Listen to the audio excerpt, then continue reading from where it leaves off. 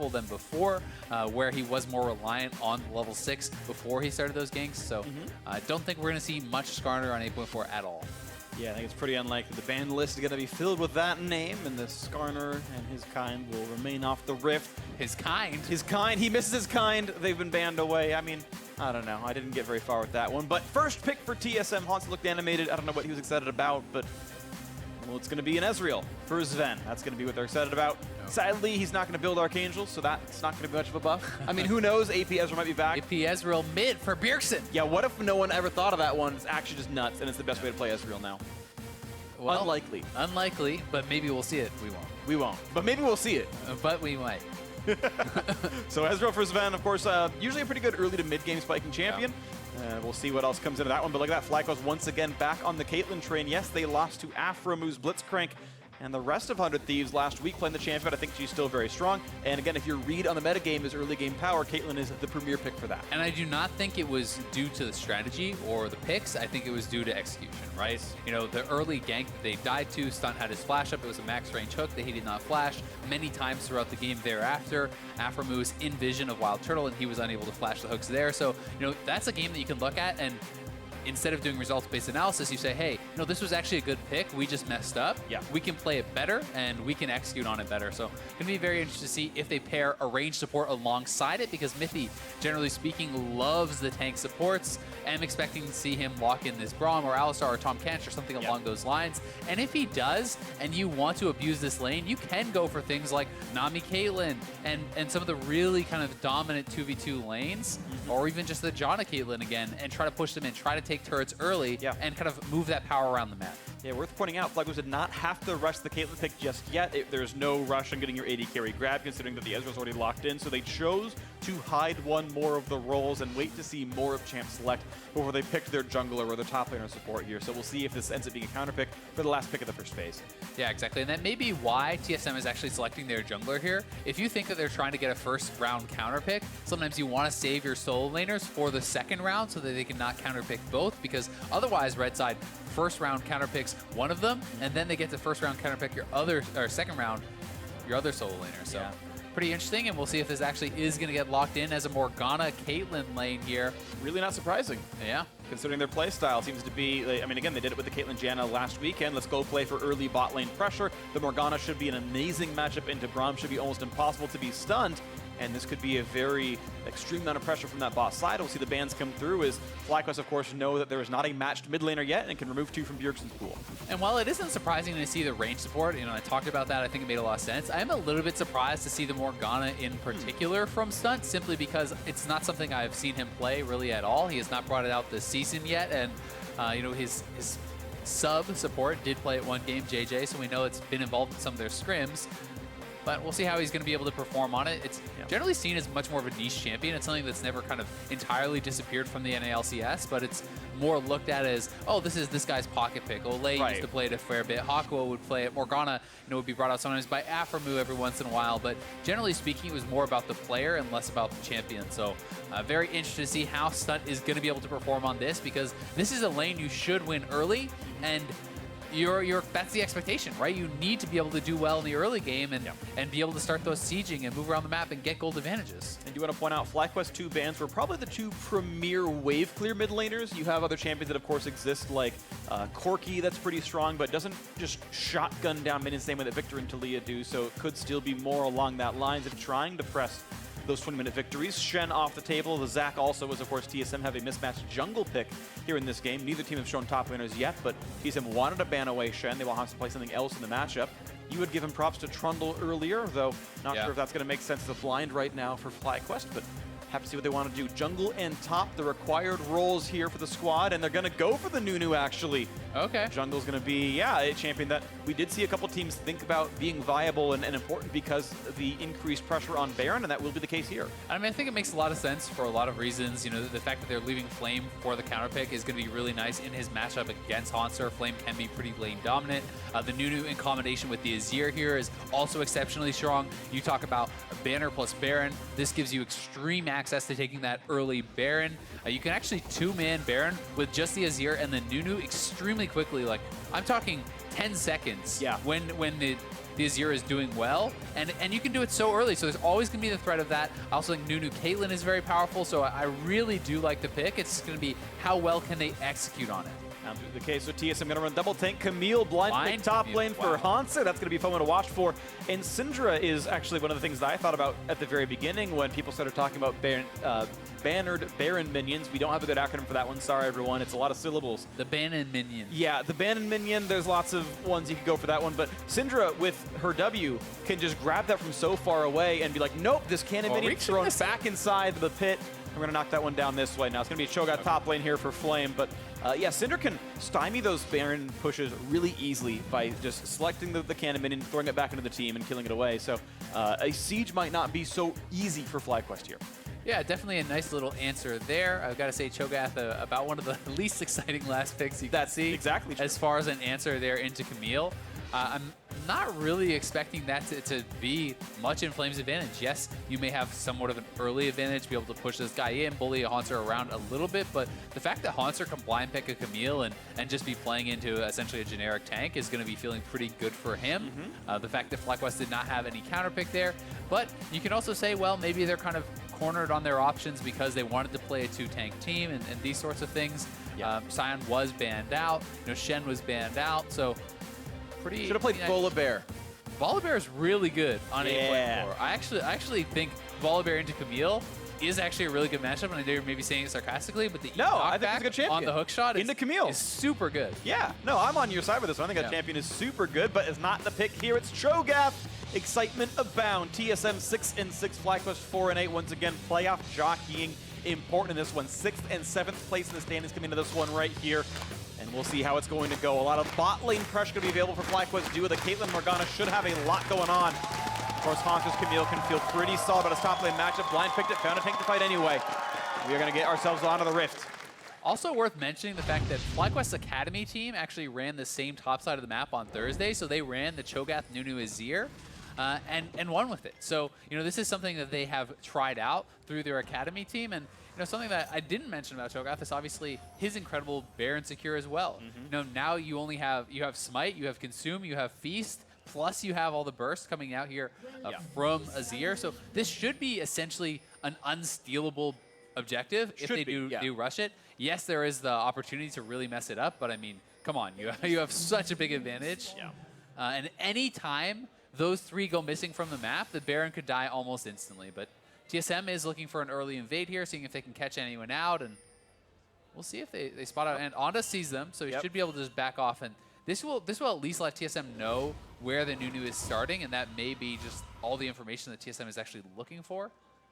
But no Trinket Ward down just yet. Now a couple are going to be placed. Okay. And of course, TSM don't know. They can assume, but they don't know for sure that they were actually spotted doing this. But of course, they were, and a lot of that information has been given away as a deep ward comes down from the FlyQuest side as well. We got ourselves in the laning phase. Do you want to, again, call attention to that Wild Turtle Caitlyn? I think it, again, is going to make a lot of sense. This seems to be a team comp built around early game pressure and the chance that 20-minute Baron rushes due to the top side of the map, and I want to see how both those halves are going to interact as time goes on. Also worth pointing out the fact that Mithy did bring Dematerializer this game. I think that when you're playing against this team that is so clearly focused on getting early advantages, securing Baron, and very likely rushing the banner strategy, then you should have Dematerializer. You should be holding on to some of those charges because that will allow you to delay and answer some of the kind of push that is going to be coming out and some of that pressure. And that may allow them the difference between a game just ending or a game being stalled out and then being able to find fights and come back. The case, we'll see what comes through into this one as the early pressure, of course, of the push comes down to the Morgana Caitlyn. No one is surprised at all. They're going to push this one in. Perfect CS so far for Wild Turtle, and full miss the Q, unlucky, but it won't really change anything. Nice buy once again landed there, and Boom from this time around was on cooldown, so it gets the full damage. And it's also worth pointing out the fact that Nunu doesn't need a leash, right? So the bot lane could just start down here with the early push, and that's why they have such a significant advantage in this push already, and will be able to kind of shove in their opponents and look to be able to try to bully them out. Quick push for Cho is... Yeah, Flame's just going to kind of move in here and just try to get down some wards, and we'll be able to spot Mike Young very, very likely as he comes out of that brush. So this is always a smart play. If you do get the super early push and you can reset the wave, you're not really missing anything to actually go over there and just drop down your Trinket Ward.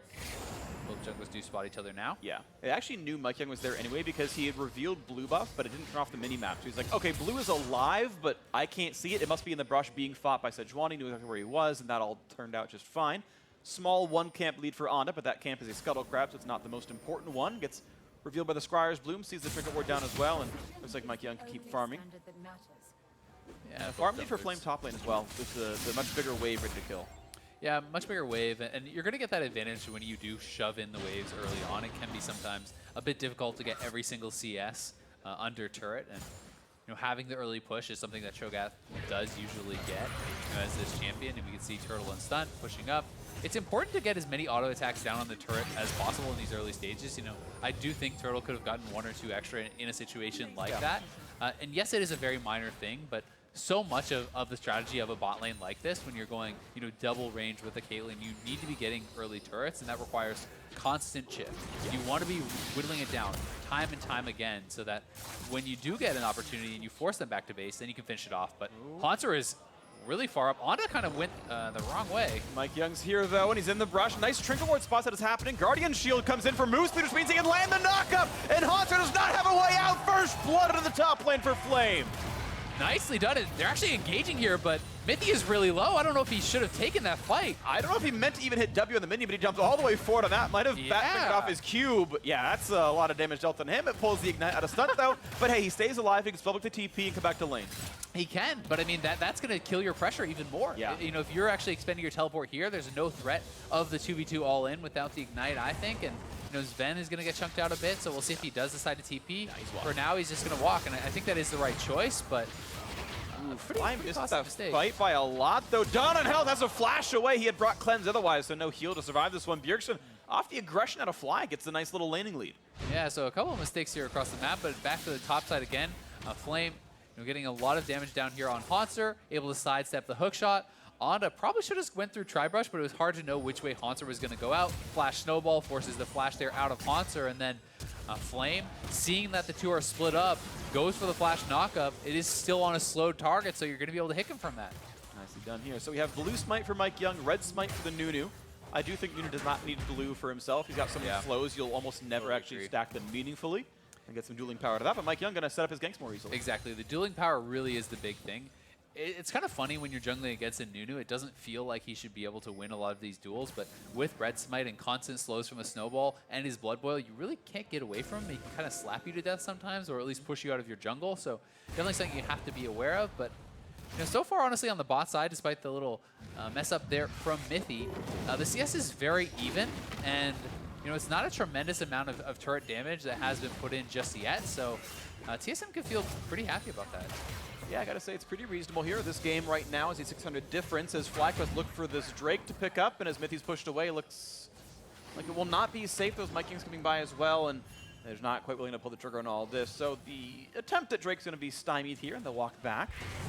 Botlane still putting a little bit of pressure on, but it's only a 2 CS lead, so yeah, not a lot to show for themselves in this bot side, as Mithy did walk back safely enough with his tier 2 item. He's feeling okay for himself. He sees 3 of his dematerializers, might be saving the rest of them for a rainier day if Baron does fall to the opposing side.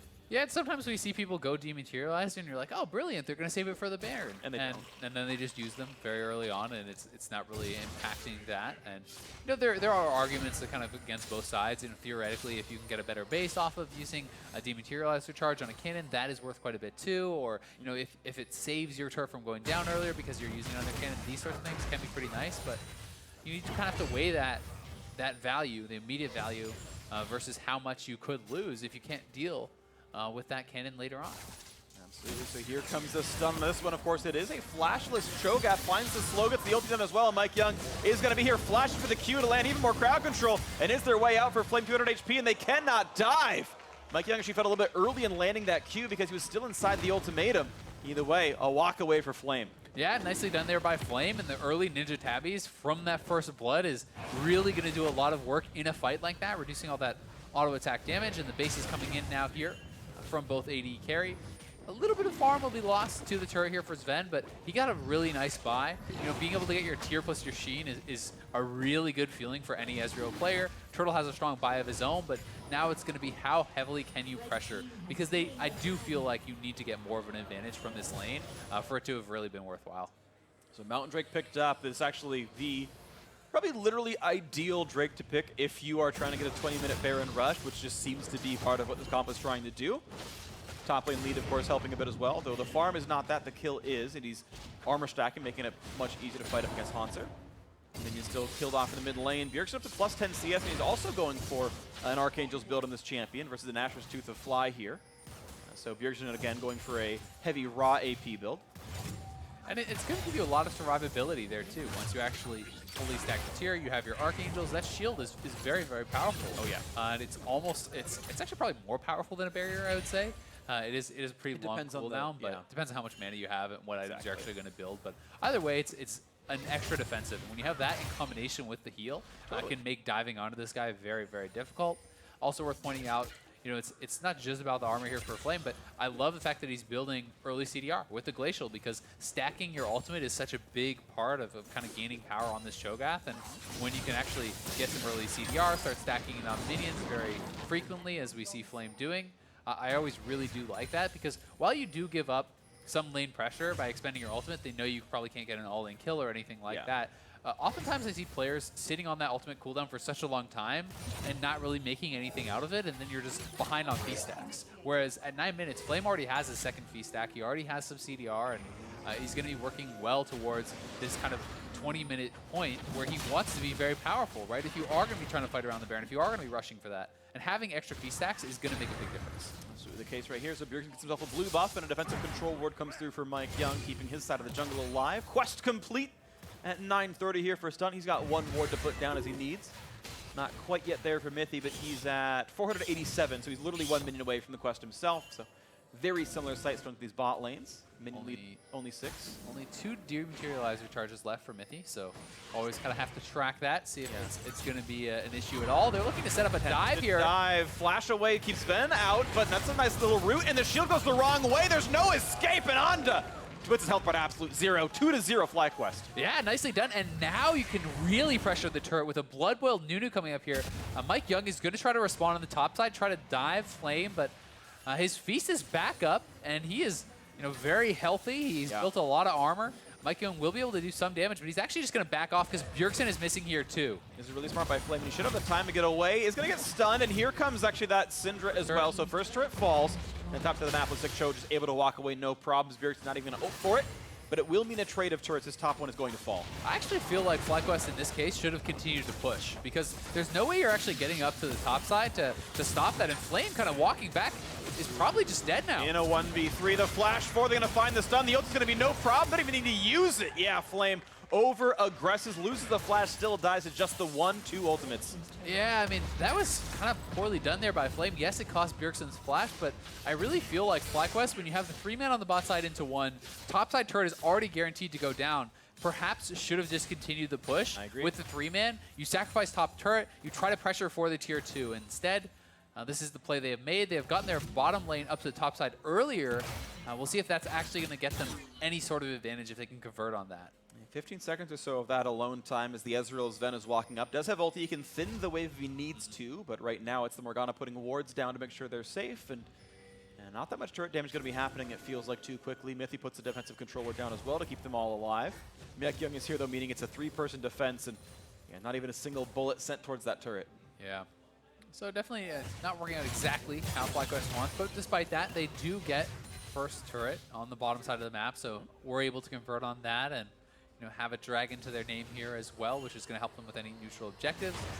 There's also the chance of punishing Bjergsen for that flash being down, and if you can do that, then it's not nearly as much of a loss for Flame dying on the top side. So we'll see if they can do that and kind of play aggressively. As long as Flame noticed it happen during the fight in the 1v3, if he kept track, then they should know. 600 gold lead for FlyQuest, not huge, but does matter to a certain degree. BF Sword plus Zeal in for Wild Turtle is plenty of good turret damage, but at the same time, his Ven's already stacking up some Muramana with Sheen on top, so it's a pretty good item spike for the Ezreal. No turret to defend them. FlyQuest's going to walk back on that side of the map, and we'll see if they can find that opening on a Bjergsen. And look at Hanser. He's here around the mid lane. They're trying to kind of play defensively around Bjergsen, anticipating perhaps some sort of a go onto him with his flash being down, and also knowing if Fly goes forward at all and Camille can catch you in that ultimate, certainly can turn that around and get a kill pretty easily. But things for Flame, not going too bad. He did actually lose a fair bit of experience getting zoned off those minions and losing all of that to the turret. But because of the first blood, because of the fact that he's already doing well in lane, it's still in his advantage somewhat and building towards a righteous glory, it looks like there. So first item going to be pretty nice for the engage. I don't remember all the pieces that build in a Raptor Cloak, but Raptor Cloak doesn't have a Crystal Embracer in it, I don't think. So yeah, it's not that. And there we go. He gets himself some more health and cooldown reduction, building towards the next piece of his items here as Trinity Force is getting closer and closer for Hanser. We'll see what the next aggressive play is going to be. Drake's in 18 seconds, and you're going to see that FlyQuest has swapped their lanes back in TSM the same, put the teleports on the opposite side, put your dual lanes nearby. Camille getting the first push, though. Hanser's going to put that under turret, and that's going to give him a little bit of pressure on TSM's side, but a poke comes through for Sven as well. Not quite as slow on a stunt, but FlyQuest losing a bit of their territory right now. Actually, it's TSM who control this river. It definitely is, but Flame will have a little bit of alone time up on the top side against that turret. Just not sure that's really going to get them anything. And, if Turtle comes over to fight at this dragon, then he loses all the minions to the turret. So I feel like TSM is definitely set up better for this, and Onda just kind of wandering in. Ooh, they're almost going to get the kill on this one. The ulti's burned, though, for two of them, two of the Glacials, and there was the pickup onto Baron. Mike Young gets it. The stun's going to be found towards Fly, jumps over the wall, but now pulls Camille with him, knocks him right back over, and gets away. Nice escape of Fly is low on health, but he's going to run out. Drake already picked up by TSM, and there's no real fight to be had. Flame TP'd in, and no purchase found. Yeah, the TP did absolutely nothing. I mean, you don't even have your ultimate up. There's no real way for him to get super involved in that fight. It just felt like TSM was much better prepared for the dragon, and FlyQuest tried to force something around it anyway because they're like, we have the Nunu, we have all the secure, we should be trying to get these objectives, especially when it is a double mountain for your comp you would really love, but either way, it is going to cost them the teleport and the flash off of Onda, and they will not get the dragon. Yeah, so TSM playing that mid game quite nicely, hoping to build another one-game lead over FlyQuest. They've got two right now. Another one, of course, would be a three-game gap over what would then be the 8th place team, as Optic would fill in 7th. But it's a good thing for TSM, who had such a rough start to this split. And though everyone said, let's turn it on by the end of the game, it was still a bit nerve-wracking for the fans. This would mark at least 3 wins in a row if they could knock this one down. And I mean, it still is a bit nerve-wracking right there. Definitely still behind in gold. FlyQuest still has some pretty strong purchase in this game. We'll see what they can get done for themselves, but it is a bit concerning for FlyQuest and their fans, the fact that TSM is the one kind of taking these neutral objectives right now. They're going to get the Mountain Dragon. They're going to be able to take this Rift Herald, which could be converted into another turret and kind of tie up that gold lead. Right. And unless you are ahead, it is tough. Despite the fact that you can burst down the Baron exceptionally fast, it is tough to actually go for that. With the other team knowing full well that is your strategy, with them being in a position where they can fight here too. And it's part of why my tone had changed about, hey, what if TSM wins? Because despite this gold deficit, they're the ones dictating. They played around the Drake better. They got that with no casualties, forced Nectar Summoner out of it. Got the Rift Herald, no casualties there as well. They're keeping the farm up, and it feels like they are playing better in the mid game. Now, scaling is, of course, another consideration. Nunu plus Azir is really strong as a duo, we'll say. And Caitlyn is no slouch late game either, so we'll see what comes through into this one. If Flame can hold up against Hanser, so far okay. Yeah, and the Black Shield to protect you against perhaps any sort of Sejuani or Braum engage is going to be pretty nice there. But definitely feel that TSM has been playing better in the last couple minutes, and the advantages have not been as big where you would expect them for FlyQuest, despite the fact that they got first turret on bot side. They did require Onda coming down. Looking for a 2v1. Arcane shift out. Sven does have flash. Sven's going to walk up for the bind, and nicely done. Makes Sven flash away from that one. And now Onda here as well. Actually chooses to fight the ward. Oh, no, that was TSM's control. Never mind. He was visible. Kills it off. Yeah, they could actually stay around and try to push this turret, but not a lot of minions available, so they're moving into TSM's jungle, and maybe going to be able to try to find some sort of a fight, but both teams will back off for now, and it will be FlyQuest pushing back here up on the top side with this next wave. Shift done for Wild Turtle means easy wave clear, but is not going to pull the trigger for actually dealing damage to these turrets. He's prioritizing his uptime a bit higher. Does not have the money for a full Infinity Edge, though. It's just going to be like maybe Zerk Greaves and a pickaxe. I'm also going to say I like the choice here from Sven of going towards the Triforce instead of going Iceborne. As you see so many people do these days, there's not a lot of physical damage on this FlyQuest team. There are multiple beefy frontliners that you're going to have to be working through in this Nunu and Cho'Gath. So I definitely think it makes a lot of sense to just kind of opt for the higher DPS build there of the Triforce. Certainly is more damage to go for that one, and I tend to agree. I do like the higher damage version of the build. course, still it's up to the players at the end of the day. We look back at his mid-game as TSM are continuing to close the gap. It's now only 100 apart. It was 600 without any blood lost since last time, so still a pretty well-played game by these guys. Nice stun going to be landed. Big damage on a stun. Pops his... Ooh, the knockup is still going to land. He actually flashed into it to take more damage there, but staying alive now as he kites away. A big stun to the front line. They go for the dive, and they got that one. Nicely done by Hanser. Finds the second. Wild Turtle going to lose his life. The shell is gone. And Sven actually walks up for a bit more damage to Onda. Mid lane turret has fallen. TSM with a great tower dive. That was just so well done. Pushing up the waves, making the collapse happen. They get a couple kills. They get the turret. This was just really nicely played there by TSM. And now they have full vision control around the Baron as that 20-minute marker is approaching. Really nicely done. They're gonna get the easy reset, put more items into the inventory, and continue to just scale onto the Sunset as we watch that dive once again.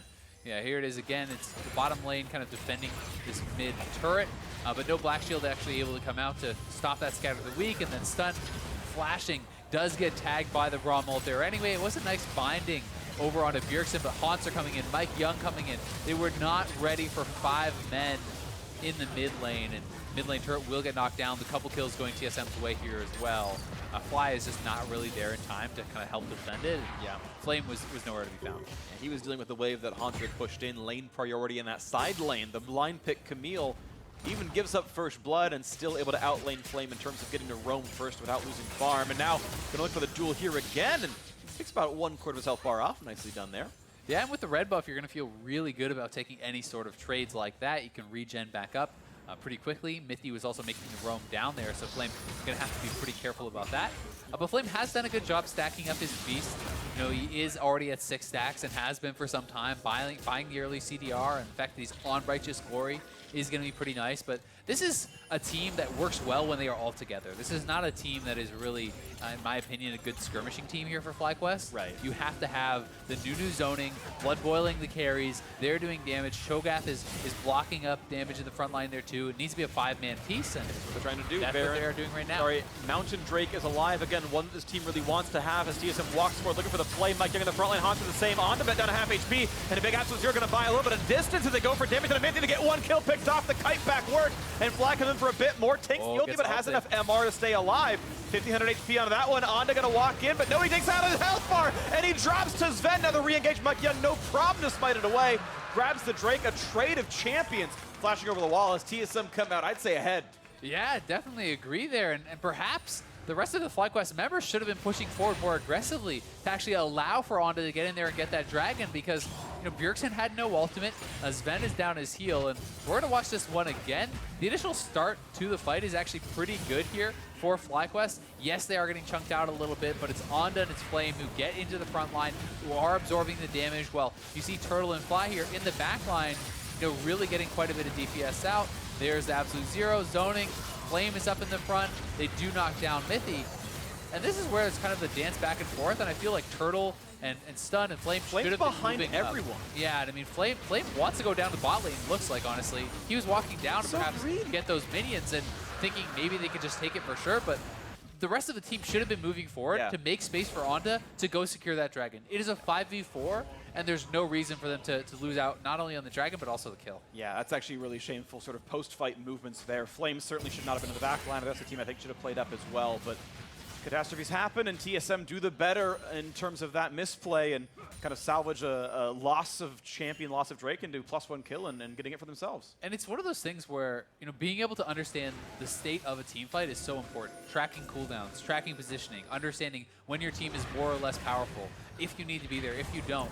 And it feels like FlyQuest kind of failed to do that in that regard, you know, not ascertaining, okay, Bjergsen has no ultimate, so even, you know, it's harder for them to burst down our carries. You know, the fact that Mithy is down and maybe Flame made them powerful enough to 4v4, and you know, these kind of miscalculations do result in some issues, and TSM has full control of vision around the Baron, and they're fighting for it. Oh, and they found the pick on a Fly in the top set as well. A nice ulti in for Mike Young. Got the damage there as well, and ult onto Onda. They're going to find the stun. Camille's showing up, a nice flash over, gets him away, but now they've trapped Flame. A lot of damage there. Nearly taking on Haunter. The chomp was so much damage. The re-engage to the cross, of course, 4v5 is Sven in the side. Going to find the kill, and Onda jumps right back over the wall. Does not want to get re-engaged upon his Wild Turtle. Kept enough damage to threaten Ezra, so 2 quick kills picked up for TSM. They can run back towards Baron. Yeah, they definitely can. They could be the ones to just start it up. I mean, this is a 5v3 now.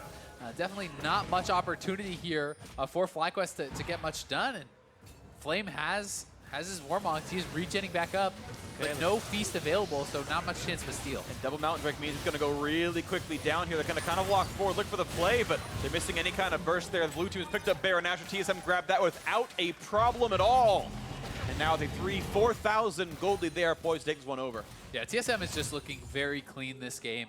It seems like they fully are aware of what FlyQuest win conditions are. They're playing very well around that and shutting them down. And Fly, kind of moving into the jungle here, no vision at all.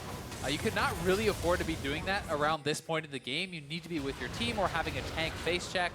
Someone like your Nunu or your Cho'Gath should be the ones walking in there, but with him going down, it's full retreat, and unfortunately, the Blood Boil not even on Caitlyn here. It's over on the Morgana, so Turtle putting out less damage than you would like to be doing. Not that I think it really would have changed this fight, but yeah, things just not really working out for FlyQuest. It just feels like they're being outpositioned. TSM is simply moving around the map much better than their opponents. Absolutely agree. So Baron buff on for another 2.5 minutes. Banner nearly done for Mithy. He's halfway through to the item right here. He's also saved 2 minion dematerializers for the play, just in case it went the other way around. But now Flame has rejoined the fight here. A couple man silence, but there's no engage to be had. Fly could not really pull the trigger to go for the Stream to shuffle back in. And now they're in such an awkward position because Haunter's already on the turret in the top lane with his Triforce, with the Baron minions. Bjergsen is killing the bot lane turret there too. Minions were dying to the mid lane turret, so yes, they wanted to try to force a play there, but when you're not clearing waves in any of your 3 lanes, it becomes very obvious what you're trying to do, and that has kind of been the issue with a lot of FlyQuest game plan. It's just felt very choreographed, it's felt very obvious, and TSM has been able to read that and respond correctly, and now we're getting advantages across the map. So nice play by TSM so far. They're looking to improve to 7 and 6 as they can continue to knock down building to 0 turret falls. Top lane tier 2 had already died to Hanser a second ago in that split push. Yep, going to go to the mid lane, going to get that one as well. Not a problem for them as their Baron power play looking pretty good. And still a minute 40 left on that buff means they can take more in this one. Already an 8,000 gold lead and it can grow. Exactly, and that is getting to the point where it becomes so tough to actually come back, despite the fact that FlyQuest has a pretty powerful 5v5 team composition. When you're that far down in gold, it's getting pretty rough, and the banner is actually completed. TSM will have some time where they could try to get out on the map here and quickly utilize that Baron banner minion. They may be doing to look just that. I mean, right in mid lane now, there's a cannon who is kind of being walked down by Haunter. We'll see if Mithy decides to go there, but he's heading to bot side. Def cap coming soon for Bjergsen, so the power spike still moving forward and getting bigger on this one. He's going to pretty soon be a full item ahead of his lane opponent. Individual gold-wise, Bjergsen is up a lot, actually. It's more than 2,500 gold over his opposition. That is a huge lead. Same thing in the top side, right? That is a 2.5k gold lead for Haunter, who is going to be scaling very strongly in this 1v1. They're over 1,000 up in the AD carry role here too. So really everything working well here for TSM, and they're marching this bannered up cannon down the bot lane and going to be looking to siege. All right, so here we go. Onto the bot lane they move. Look at those shots. One, put some damage into this one. 3! As the puck comes in. 4, that's down to 1/3 HP. And no one is here to defend 6. it. Oh, it's hitting minions. Oh no! 7! Your count impression could use some work. Yeah, you're right. I can count on you to tell me how to do it right. I mean, we can just listen to the audience at this point. They're shoutcasting the game. Right, doing our work for us. Oh, they knocked into the air. It's been ruptured. No, the cannon minion! Okay, it's dead. But the mid lane is losing its life, and that's going to be another turret falling down. A second open inhibitor as TSM looking to keep this going. Look at that, 7,000 gold Baron power play. Yep. Pretty good, I'd say. Yeah, I mean, they're 10k up now, and can look to move forward, knock down this second inhibitor turret. The top lane wave is stacking up for them, so they can even rotate back up there afterwards. And 3-man scatter of the week there from Bjergsen, but he will not decide to commit to it. Just going to kind of play this slow and calculated. They're just looking to force FlyQuest into engaging into them. Yep, and if they do, it's probably going to go badly because there's a lot more items than TSM's side, and Hip's going to fall. That should probably signal the reset. Everyone else is safe enough. Still a crit on his Vem, but he's fine. That's not going to matter either. Nicely done by Mithy. And now it's time to spend that money and really make that 10,000 gold work for you as TSM put the recalls through. It's time to invest, Yep. So a lot of item completions coming through. It is going to be the death cap. Bjergsen is going to be ridiculously strong, and without any MR on either of the kind of carries here for Fly, if they actually do get comboed up here by Bjergsen, you will get instantly killed by this ridiculously strong Syndra at this point. 3 items with the death cap. He is level 16. If he can stack up the orbs, Bjergsen can 100% one of those carries, and that would be the end of the game. But even without that, TSM can kind of very calmly have Haunter shoving in the bot in the mid wave, threatening pressure down there. 4-man squad goes top, and you just look to knock down the last turret, the last inhibitor. Nice to get rid of some more vision around this side of the map, but yeah, all it's left to do is push into the top lane and just end the game outright here. No need to wait for Baron 2, although judging by TSM's play throughout the year, they might anyway. And just take the really risk-averse guaranteed. Death cap is done, though, for Bjergsen. He is ready to go with control wards. Look at that. Bjergsen and 7 wards. That's now 6. That's the inventory for TSM right now, and we'll see what comes through into this as they are playing on this top jungle, and they're not really pushing into the lanes. It's a little split push from the Syndra, but otherwise not much. Looks like they will play for Baron 2 to win the game. And notice also that Mithy is holding onto that banner cooldown. He will only wait until they get that Baron potentially. They are also, though, just kind of waiting for supers to push in the bot lane. So, yeah. I mean, Camille's pushing in mid. Supers are going to push in bot. There is going to be about a timing window here in around 30 seconds where mid and bot lane are both pushing in, and top lane will have a wave, and that is when you can kind of threaten that additional turret up there if you want to go for it. But, I mean, at the same time, if you can actually toggle over to TSM vision, look at how many pinks they have in the FlyQuest jungle and how little vision there is there from the FlyQuest side. They really can't see anything at all. Yeah, I think FlyQuest have exactly 1 ward in that northern jungle. There's fog of wards otherwise everywhere else for the red team, and good luck being FlyQuest, leaving your base. Face-checking a 10,000 gold lead is not going to go well for you. TSM very slow to make the siege because, again, they know they have a very easy plan B if they can't knock this turret down by themselves. And the minions now are kind of crashing in from both sides, so this next wave could offer some threat here to try to go forward onto this turret. But at the same time, as you say, 10 seconds on there, and it's such an easy retreat back to the objective. Yep. What they're seeing is kind of the guaranteed win. There is some risk of a Baron steal, and that's really the only hope here for FlyQuest at this point. But I mean, just even looking at some of the levels on these guys, 17 on both the soul laners for TSM, they're very, very strong. Those are the 2-manning it now. Just the Sejuani plus Ezreal, just the 2 of them knocking down Baron, and the rest of TSM making sure that no one can show up. So you said the only risk is, well, what if it's a Baron steal? Well, they can literally watch Anda on some wards, or Anda, I should say, and there's the Baron picked up by 2, no problem. 1 final reset, and this should be a game-ending push. TSM improving to 7-6 as the result of it. Unless a miracle defense happens, but I just don't see it coming through for FlyQuest yeah, here. I mean, it's 11,000 in the gold lead. You go back, you all buy up your elixirs, you have the potions, you have so much combat power right now on the side of TSM. For FlyQuest, it would require some sort of honestly, you can't even say miracle engage because they don't really have the power from their engage unless it's an Flash shuffle snowball into like 5 people or Flash something. snowball, Azael, how dare you? Okay, you're right, Who knew hardest engage of all time? But either way, I mean, it's going to require something incredible from them, or a massive misstep, or actually a massive series of missteps, probably more likely, from TSM. But FlyQuest have just not really shown the propensity to kind of look for these plays and find these plays so far this game. It's been mostly TSM since the kind of pretty early stages. Inferior minion in the top lane, by the way, not bannered, but still getting damage across, by the way. Even without it, it got buffed, and there we go. That turret's going to fall, and the final inhibitor drop is mid and bot are respawning soon enough, though. A couple more shots come in. Sven going to put some poke down, gets the Morgana on a half HP, kites away and stays alive in this one, getting away from the Caitlyn traps. And Haunter's knocking down the bottom inhibitor. And there are minions there for him. He has banner buffed up, or Baron buffed up rather, and he's going to be marching those forward. This is going to be the 3rd inhibitor. FlyQuest looks like they're going to go down without even a fight here. Just kind of seeding everything.